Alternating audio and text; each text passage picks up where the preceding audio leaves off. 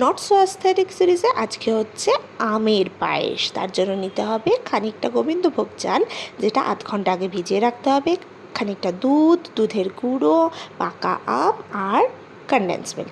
তারপর দুধটা ফোটাতে বসিয়ে দেব, আর এদিকে ভেজানো চালটাকে জাস্ট একবার ঘুরিয়ে নিতে হবে।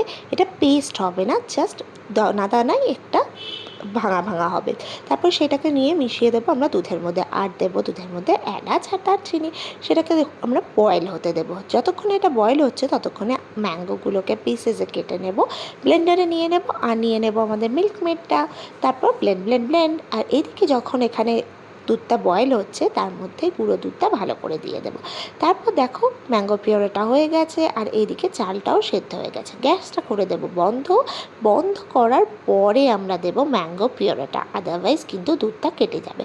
তারপর ভালো করে মিক্স করে এটাকে বেশ খানিকক্ষণ ঢাকা দিয়ে রেখে দিতে হবে। তারপর একটু ঠান্ডা হলে ওপরে দিয়ে দিতে হবে যে কোনো রকমের টপিং, আর তোমার ম্যাঙ্গো পায়েস রেডি।